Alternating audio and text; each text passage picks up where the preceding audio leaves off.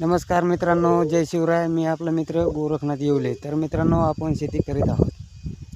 तर आपण 7-8 दिवसापूर्वी कांदा लावला होता गोठाचा, आणि ते कसं नियोजन केलं तर आता 80%च्या पुढे उगवणशक्ती झाली. मी तुम्हाला दाखवत आहे मागच्या कॅमेऱ्यात. तर मित्रांनो, बघू शकता तुम्ही, आपण गोठाचा कांदा लावलेला आहे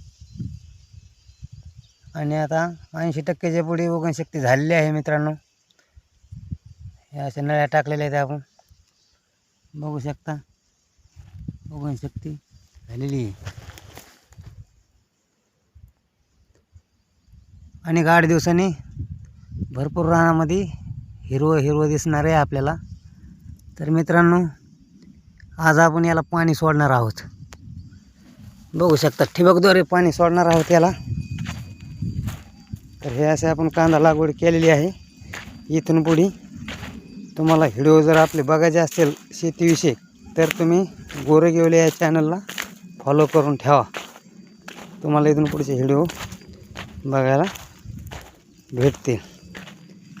तर हे असं आपण एवढं पट्टा कांद्याचा लावलेला आहे. आणि पलीकडून पण आहे, घरापाशी बी तिथं बी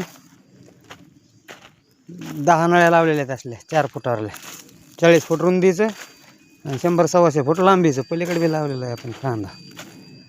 आणि 8 दिवसांनी मित्रांनो बऱ्यापैकी वर येईन वाटतंय.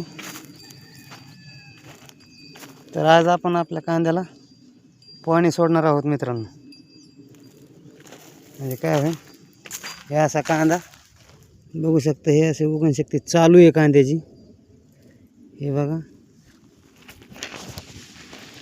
हे एक कोंब आलेला आहे. इकडे हा एक कोंब आहे, बघू शकता मित्रांनो. आणि 8 दिवसामध्ये भरपूर आपले कांदे वरती येतील असं वाटतंय.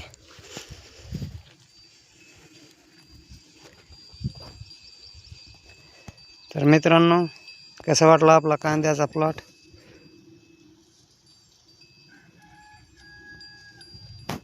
पलीकडे आपले बैल बांधलेत, तिकडे आधीच वाळलेले वाळे.